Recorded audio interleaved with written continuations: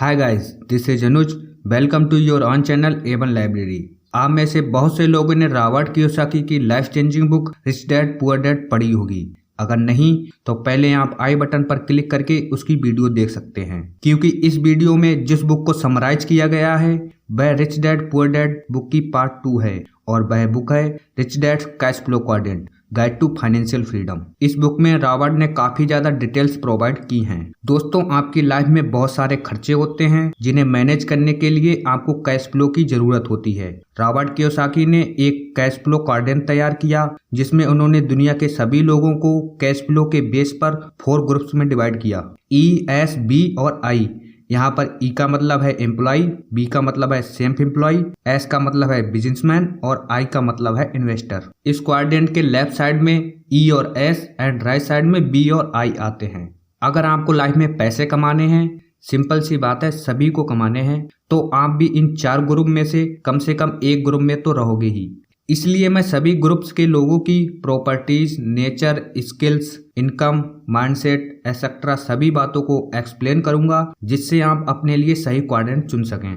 साथ ही मैं ये भी बताऊंगा कि रॉबर्ट ने सक्सेसफुल B और I बनने के लिए क्या क्या स्टेप्स लिए।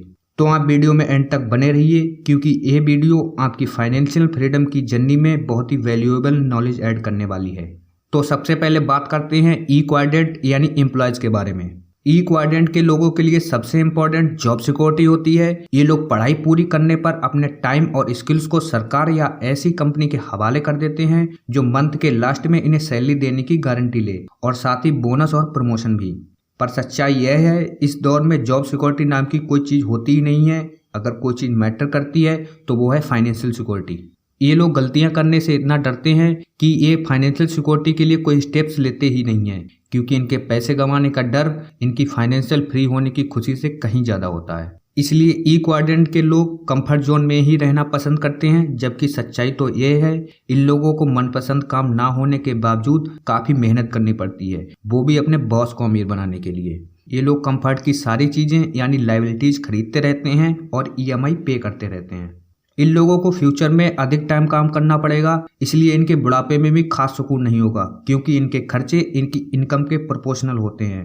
2020 की रिपोर्ट्स देखें तो बढ़ के 79.9% लोग एम्प्लॉयज ही हैं। इसके बाद बात करते हैं S क्वाड्रेंट यानी सेल्फ एम्प्लॉयड लोगों के बारे में। सेल्फ एम्प्लॉय लोग एम्प्लॉय लोगों की तरह जॉब सिक्योरिटी को इम्पोर्टेंस ना देकर कंट्रोल को इम्पोर्टेंस देते हैं। इन लोगों को सब कुछ अपनी मर्जी से करना पसंद होता है, इसलिए इन्हें अपने ऊपर बॉस पसंद नहीं होता।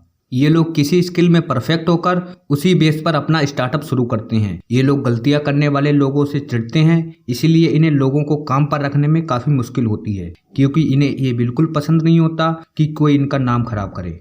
इन लोगों की इन्हीं क्वालिटीज की वजह से हम लोग इन्हीं से अपना काम करवाना पसंद करते हैं। जैसे आप चाहोगे कि आपके दांतों का डॉक्टर या सर्जन या वकील या प्लम्बर वाला अपने काम में परफेक्ट हो। इनकी इनकम समय के साथ बढ़ती जाती है, क्योंकि ये अधिक समय के साथ अपने काम में और अधिक परफेक्ट होते रहते हैं और लोग खुशी से इनके बेहतरीन काम के बदले अच्छा भुगतान करते हैं। इसलिए इन लोगों की फाइनेंशियल कंडीशन ठीक ठाक रहती है।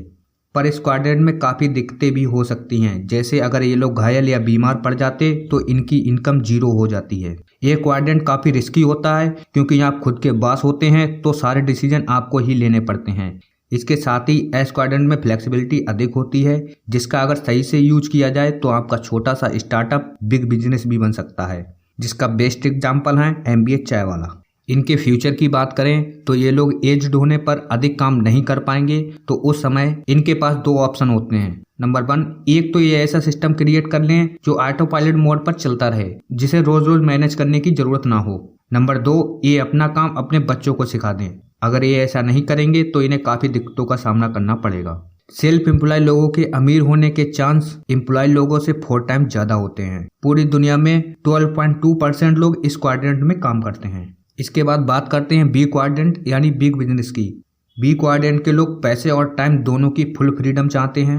इस क्वाड्रेंट के लोगों में मार्केटिंग, नेटवर्किंग, लीडरशिप और कम्युनिकेशन स्किल्स कूट कर भरी होती हैं। इसलिए ये टैलेंटेड लोगों को हायर करने में एक्सपर्ट होते हैं और इन्हीं लोगों की हेल्प से ये अपना एम्पायर खड़ा करते हैं। इनका मानना होता है कि उस काम में टाइम क्यों बर्बाद करें जब कोई दूसरा उसे आपसे बेहतर कर सकता हो, जिससे वे उस टाइम का यूज ज्यादा इंपॉर्टेंट कामों में कर सकें।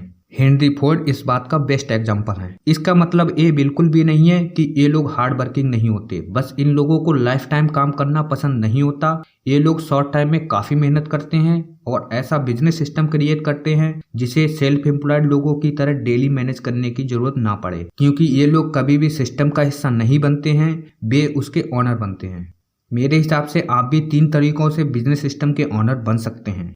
नंबर 1, आपको बिजनेस सिस्टम विरासत में मिल जाए जो आपको मिलने नहीं वाला है, तो सेकंड ऑप्शन है कि आप उसे खरीद लें, जो कि काफ़ी कीमत का होता है और सही सिस्टम चुनना भी काफ़ी मुश्किल होता है। तो आपके पास एक ही ऑप्शन बचता है, वो है नंबर 3, आप बिजनेस सिस्टम खुद क्रिएट करें। मेरी नॉलेज में यही बेस्ट ऑप्शन है। बिजनेस सिस्टम क्रिएट करने पर अगर कोई बुक पढ़ना चाहते हैं तो आप माइकल गर्बर की ई-मिथ बुक जरूर रीड करें। बी क्वाड्रेंट में काफ़ी ज़्यादा पैसा बनता है, जो कि फाइनेंशियल फ्रीडम के लिए बेस्ट क्वाड्रेंट है। फिर भी 5 से 6% पीपल्स ही इस क्वाड्रेंट से पैसा कमाते हैं। इसके बाद आता है आई क्वाड्रेंट। ये ऐसा क्वाड्रेंट है जिसमें पैसा आपके लिए काम करता है, बिना थके और बिना रुके। इस क्वाड्रेंट से इनकम करने वाले लोग पैसे से अधिक पैसा कमाने पर फोकस करते हैं। अगर इन्वेस्टिंग को अच्छी तरह से किया जाए तो आपका पैसा सदियों तक काम करता है। इसलिए इस क्वाड्रेंट में आपको रोज सुबह उठकर काम पर जाने की जरूरत नहीं होती है। आई क्वाड्रेंट कम काम करने, अधिक धन कमाने और कम टैक्स पे करने वालों का क्वाड्रेंट होता है। इस क्वाड्रेंट से ई, एस और बी किसी भी क्वाड्रेंट में रहकर भी आसानी से पैसा कमाया जा सकता है। फिर भी आपको जानकर हैरानी होगी, इस क्वाड्रेंट से सबसे कम लोग ही पैसा कमाते हैं। इसकी वजह है रिस्क, जबकि सच्चाई तो यह है आई क्वाड्रेंट में इतना रिस्क नहीं होता जितना लोग समझते हैं। और अच्छी बात यह है कि रिस्क को काफ़ी हद तक कम किया जा सकता है, यहाँ तक कि जीरो भी किया जा सकता है, बशर्ते आप खेल को अच्छी तरह समझते हो और खेलना जानते हो। आई क्वाड्रेंट की भी सभी क्वाड्रेंट्स की तरह अपनी योग्यताएं और मानसिकता होती है और आप इन्हें सीख भी सकते हैं, बस आपको इन्हें सीखने में टाइम देना होगा।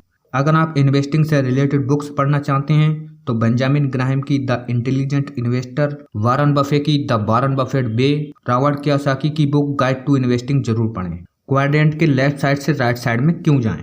देखो, ज़्यादातर लोगों में सभी क्वाड्रेंट्स में सक्सेसफुल होने की क्षमता होती है। ये इस बात पर डिपेंड करता है कि आप अपने गोल के प्रति कितने डिटरमाइंड हैं। बट आप जल्दी और सच्ची फाइनेंशियल फ्रीडम पाना चाहते हैं तो आपको राइट साइड में मूव करना ही पड़ेगा, क्योंकि लेफ्ट साइड में लोग अपने टाइम के बदले पैसा कमाते हैं तो वे एक लिमिट से ज़्यादा पैसा अर्न नहीं कर सकते, जबकि राइट साइड में OPM others people's money and OPT others people time का यूज करके पैसा कमाया जाता है। लेफ्ट साइड के लोगों के पास टैक्स से बचने के ऑप्शंस नहीं होते हैं, जबकि राइट साइड में टैक्स से बचने के काफ़ी ज़्यादा रास्ते हैं, जिससे लोग मिलियंस और बिलियंस कमाने के बाद भी जीरो टैक्स पे करते हैं। शायद इसीलिए रिच लोग रिच और पुअर लोग पुअर होते जा रहे हैं।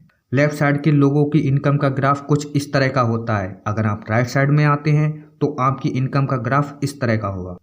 अगर आपको क्वाड्रेंट चेंज करने में दिक्कतें आ रही हैं या डर लगता है तो आप डेनियल गोलमैन की बुक इमोशनल इंटेलिजेंस जरूर पढ़ें। How to become successful businessman and investor. आपने वह कहावत तो सुनी होगी, a journey of a 100 miles begins with a single step.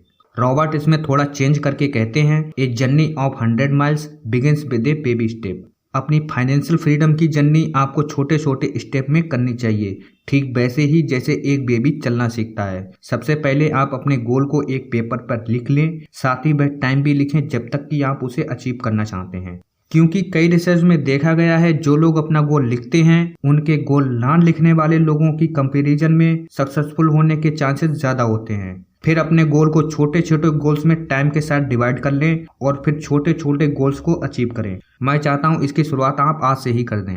अब मैं आपको कुछ पॉइंट बताता हूं जिनका यूज रॉबर्ट कियोसाकी ने सक्सेसफुल बी और आई बनने के लिए किया। Point number 1, focus your on business. हमारी प्रोग्रामिंग इस तरह से की जाती है ताकि हम हर एक के बिजनेस का ध्यान रखें और खुद के बिजनेस पर ध्यान ना दें। इसलिए सबसे पहले आप अपना बिजनेस क्रिएट करने पर फोकस करें।